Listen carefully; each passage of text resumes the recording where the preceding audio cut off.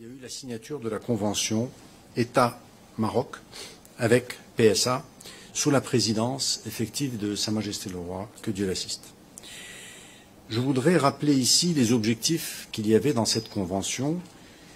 On avait une première étape de 100 000 véhicules, puis une deuxième étape de 100 000 véhicules en 2023, 100 000 moteurs, un sourcing, c'est-à-dire l'achat de pièces automobiles fabriquées au Maroc pour 600 millions d'euros par an en 2020, qui était un objectif très ambitieux. Et un dernier objectif qu'il y avait, qui était aussi extrêmement ambitieux, c'était d'avoir 1500 ingénieurs et techniciens supérieurs qui pouvaient travailler dans ce cadre de l'écosystème PSA au Maroc. Alors, c'est bien parfois de faire un bilan de ces conventions qui sont signées, qui sont stratégiques.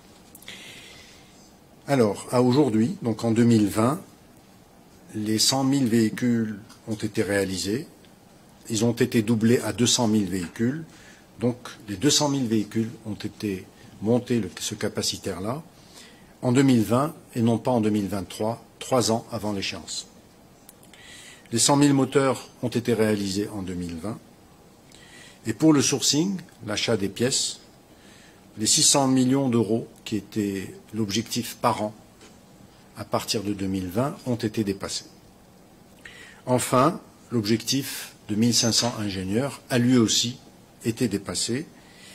Et il y a eu une petite surprise entre-temps, c'est la réalisation d'un véhicule électrique, le véhicule Citroën Ami, qui a été conçu entre-temps et réalisé au Maroc au niveau de l'usine de Kenitra. Voici donc les réalisations. En résumé, tous les objectifs ont été largement dépassés. Je retiendrai ça pour le futur. C'est-à-dire que lorsqu'on signe des accords avec Stellantis, ils sont souvent moins ambitieux que les réalisations que nous pouvons faire. C'est ça notre espoir. Alors nous sommes aujourd'hui réunis pour la signature d'une troisième phase de ce partenariat État marocain et le groupe Stellantis. De quoi s'agit-il? Nous avons 5 nouveaux objectifs que nous nous sommes mutuellement assignés. Le premier objectif, c'est d'ajouter un véhicule électrique à Kenitra. Le deuxième objectif, mais celui-là, le premier objectif, entre le moment où nous avons avancé sur les accords, ça a été annoncé. Donc il y a eu déjà un véhicule Opel, vous êtes au courant, donc qui a été lancé. Deuxièmement, ça c'est très important, c'est le sourcing, donc ces pièces détachées. Souvenez-vous qu'on avait un objectif de 600 millions qui a été dépassé. Eh bien, nous avons changé d'objectif pour passer à 2,5 milliards d'euros par an de pièces achetées au Maroc dès 2023. 2 milliards et demi d'euros. On partait de 600 millions. Avec une ambition d'atteindre 3 milliards d'euros en 2025. Donc il faut savoir que ces objectifs sont extrêmement lourds et importants. On parle de 35 milliards de dirhams. Aujourd'hui, nous faisons un chiffre d'affaires global à l'export de 80 milliards de dirhams de l'ensemble de l'automobile. C'est, je rappelle, un peu plus de 2 fois l'OCP. Et ce contrat de sourcing est à peu près l'équivalent du chiffre d'affaires de l'OCP. C'est des chiffres extrêmement importants. Donc on commence à s'y habituer et nous espérons en avoir plusieurs de similaires. Le troisième objectif est l'ingénierie. L'objectif n'est plus de 1500, mais de 3000 en 2022, avec une ambition d'atteindre 4000 dans le futur. Mais j'ose espérer que ces objectifs dans le futur vont se raccourcir dans le temps. Nous avons un quatrième objectif, c'est une intégration locale qui doit se développer en profondeur et en largeur. C'est-à-dire que nous sommes à plus de 60% aujourd'hui de taux d'intégration. Nous avons l'ambition d'atteindre au Maroc, dans le secteur automobile, plus de 80%.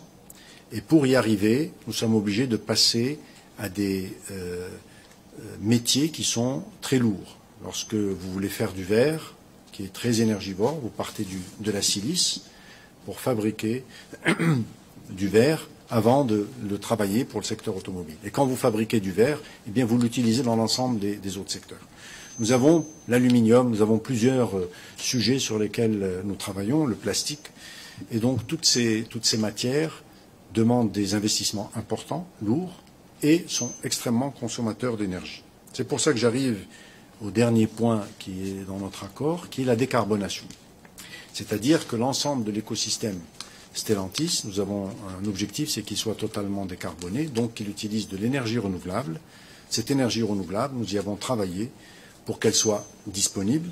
Je rappelle qu'une décision de Sa Majesté le Roi, il y a bien longtemps, était d'avoir 42% de ce que nous consommons en énergie au Maroc qui soit produit en énergie renouvelable. Puis l'objectif a été porté à 52%. Eh bien, il se trouve qu'aujourd'hui, nous avons une part de l'énergie que nous consommons qui est en énergie renouvelable.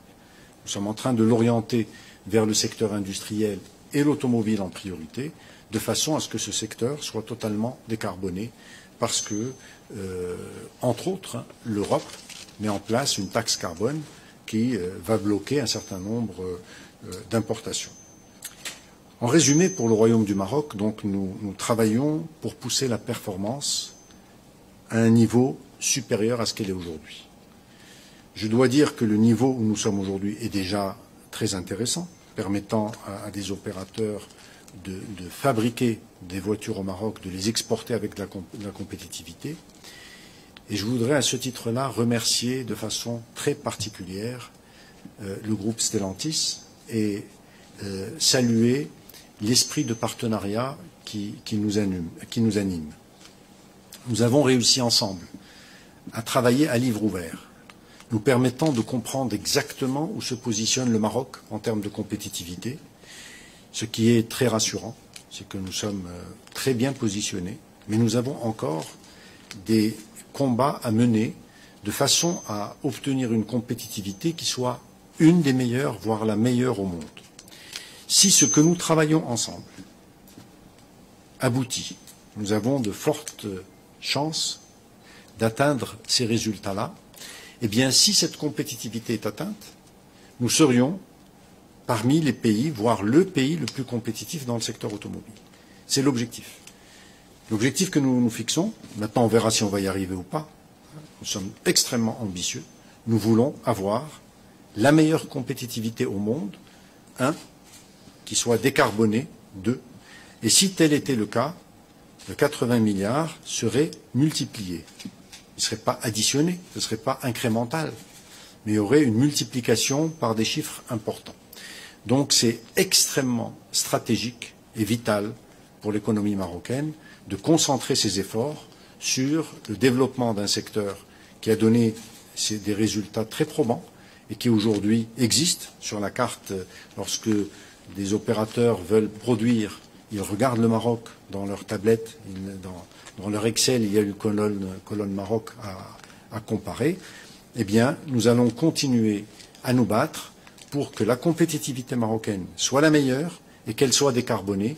Donc, elle pourra accéder à tous les marchés que nous adressons aujourd'hui sans être taxée. Voilà ce que l'on voulait partager avec vous.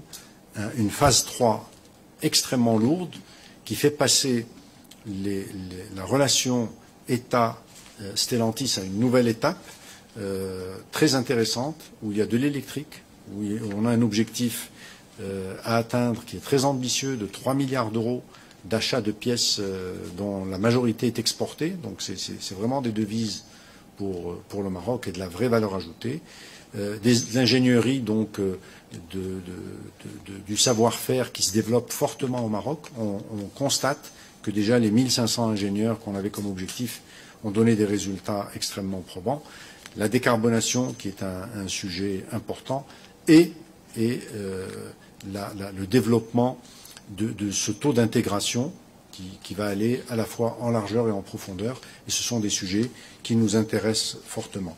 Voilà, je suis désolé d'avoir été long, mais je voulais partager avec vous ces moments qui nous semblent vraiment stratégiques pour le Royaume. Nous allons, en travaillant ainsi, en améliorant la performance et en allant chercher nos objectifs que nous avons, qu'on ne dévoilera pas en chiffres aujourd'hui, mais nous avons des objectifs extrêmement précis, pièce par pièce de la construction automobile, permettant d'avoir une des meilleures compétitivités au monde. Et après, ça va débouler tout seul. Déjà, aujourd'hui, nous avons l'arrivée d'équipementiers qui viennent au Maroc pour s'installer et aller chercher de la compétitivité. Mais si on atteint ce que nous sommes en train de travailler ensemble, ça va être vraiment un changement radical du secteur industriel marocain.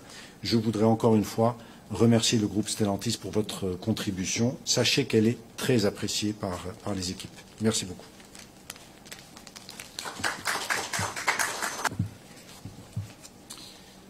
Merci, Monsieur le Ministre, et bonjour à toutes et à tous.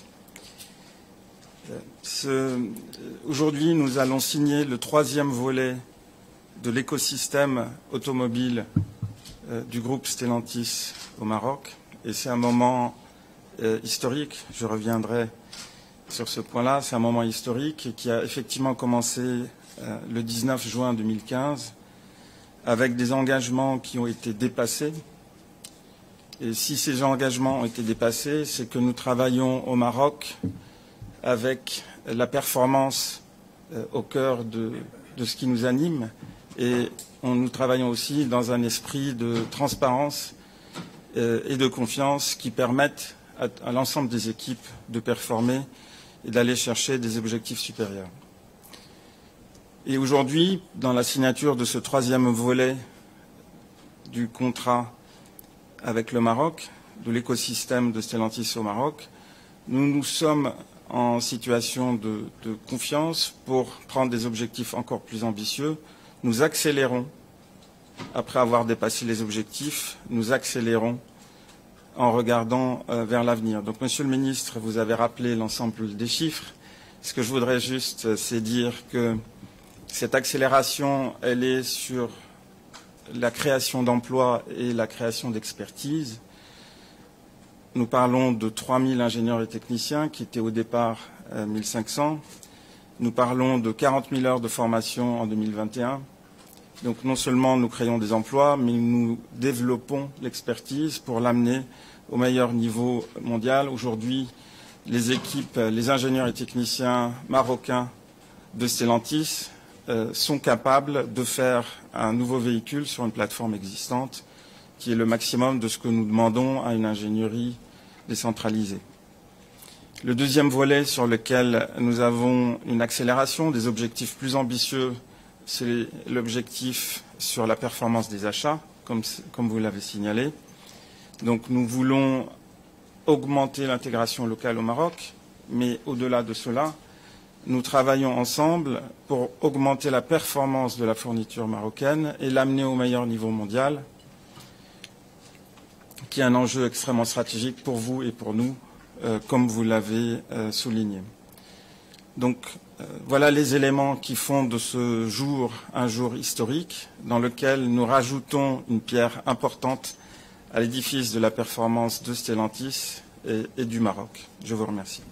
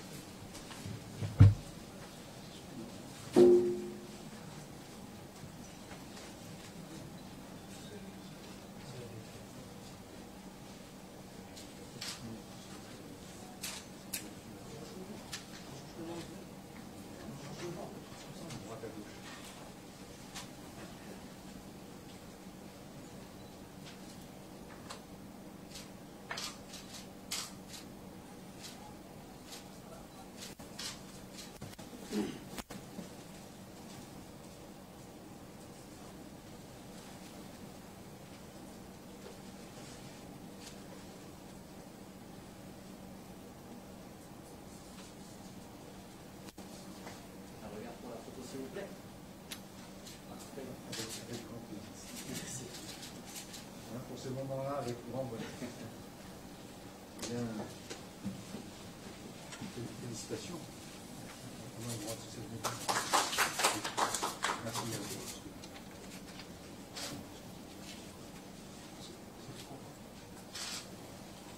Avec ça, vous allez voir. Vous allez montrer.